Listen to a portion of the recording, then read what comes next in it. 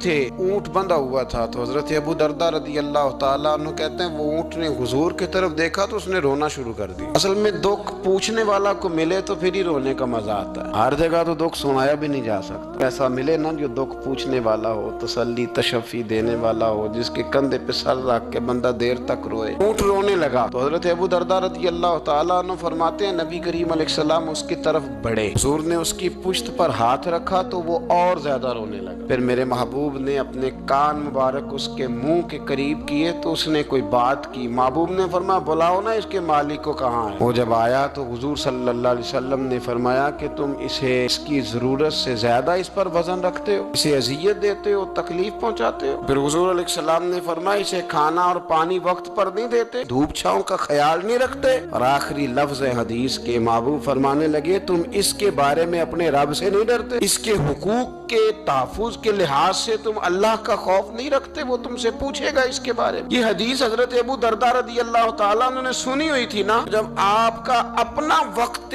وصال آیا نا تو حضرت ابو دردہ نے بھی اونٹ رکھا ہوا تھا. جناب ابو دردہ رضی اللہ تعالیٰ عنہ نے گھر والوں سے بھی معافیاں مانگی, رشتہ داروں سے بھی, دوستوں سے بھی, تو پھر اونٹ کے سامنے بھی جا کے کھڑے ہو کہنے لگے اونٹ دیکھنا اللہ کی بارگاہ میں میری شکایت نہ کر دینا, اس کے حضور کہہ نہ دینا کہ یا اللہ اس نے میرے حق نہیں ادا کیے. فرمایا میں نے کوشش کی ہے تیرے حقوق ادا کرنے کی, اور اگر کہیں کمزوری رہ گئی تو مجھ سے درگزر کرنا. یہ انداز تھا ان لوگوں, جن باتوں کا ہمیں پتہ چل چکا ہے اس پر عمل کی بھی تو کوشش ہونی چاہیے. تو میرے عزیزوں جانوروں کی حقوق میرے نبی کریم علیہ الصلوۃ والسلام نے بیان فرمائے. سب سے پہلی بات حضور نے یہ بیان کیا کہ جانور کو گالی نہ دو. ایک شخص نے ایک مرغ کو گالی دی تھی تو نبی پاک علیہ السلام نے فرمایا اسے گالی نہ دے, یہ تو تجھے آذان کے لیے بیدار کرتا ہے. پتہ نا کچھ نوابزادوں اور شہزادوں کی نیند خراب کرتا ہے مرغا بھی, تو خیر مرغوں نے اذانیں پڑھنی چھوڑ دی.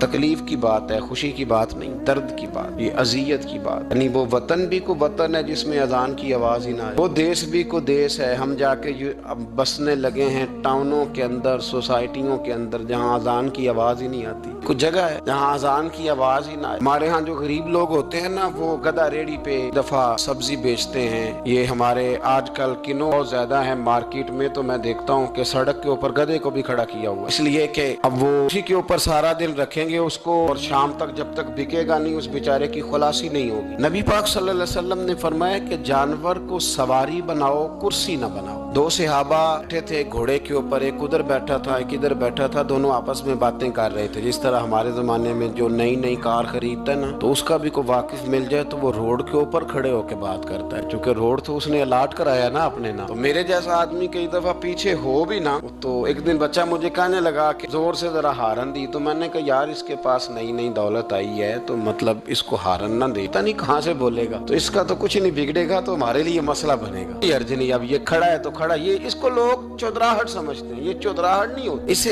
یہ آپ کے کمزور ہونے کی علامت ہے. اس طرح چھوٹا آدمی اس طرح کے کام کرتا ہے. بڑے لوگ تو کسی کو تکلیف ہی نہیں دیتے کیونکہ وہ بڑے ہوتے ہیں. تو نبی پاک علیہ السلام نے دیکھا دو غلاموں کو, ایک کے گھوڑے کا منہ ادھر ہے دوسرے کا ادھر ہے, تو آپس میں گفت و شنید کر رہے ہیں. میرے رسول کریم علیہ السلام نے وہیں تنبیہ فرمائی, حکم دیا, فرمایا سواریوں کو سواریاں بنایا کرو, کرسیاں نہ بنایا کرو. جب تک چلنا ہو اس پر بیٹھو, اور جب بات کرنی ہو تو گھوڑے سے نیچے اترو, پھر بات کرو تو پھر دوبارہ گھوڑے پہ بیٹھو, کہ اس سے اتنا ہی کام لیا جائے جتنا وہ اس کا بوجھ برداشت کر سکے. عبداللہ بن مبارک نے نا کرائے پہ گھوڑا لیا تھا, کرائے پہ سواری لیتے. حضرت عبداللہ بن مبارک رحمۃ اللہ تعالیٰ نے ایک شخص سے کرائے پہ گھوڑا لیا کہ مجھے فلاں سفر پہ جانا ہے تو گھوڑا کرائے پہ دے دو. اس نے کہا جی کس نے جانا ہے, تو آپ فرمانے لگے میرا وجود دیکھ لے, میں نہیں جانا ہے. طے ہو گیا, آپ نے گھوڑا اس سے لے لیا. جب آپ جانے لگے تو ایک آدمی رستے میں ملا, کہنے لگا حضور کوفے جا رہے ہیں؟ فرمایا ہاں. کہنے لگا یہ میرا خط بھی لے جائیے گا, یہ میرا خط ہے. اتنا وزن ہوتا ہے خط کا, یہ میرا خط ہے فلاں آدمی کو دیجیے گا. تو آپ فرمانے لگے تو میرے ساتھ واپس چل گھوڑے کے مالک کے پاس, اگر وہ اجازت دے گا یہ سفر گھوڑے پہ زیادہ رکھنے کا تو میں رکھوں گا, اگر وہ اجازت نہیں دے گا تو میں نہیں رکھوں گا. تو وہ آدمی کہنے لگا حضور اتنی چھوٹی باتوں کا کیوں خیال رکھتے ہیں؟ عبداللہ بن مبارک فرمانے لگے اس لیے کہ میں رحمت للعالمین نبی کا ماننے والا ہوں. میرے رسول پاک علیہ السلام رحمت للعالمین ہے, تو میں اتنا بھی ظلم جانور پر کر سکتا, میں پہلے اجازت لوں گا اس کے مالک سے، اس کے بعد پھر میں آگے جاؤں گا۔ تیسری بات، حضور علیہ السلام نے فرمایا جو جانور جس مقصد کے لیے پیدا کیا گیا اسے وہی کام لینا ہے، دوسرا کام نہیں لینا، جس مقصد کے لیے پیدا کیا گیا۔ گھوڑا، گدھا اور خچر کھانا اسلام میں ذبح کر کے کھانا اس لیے جائز نہیں رکھا گیا کہ یہ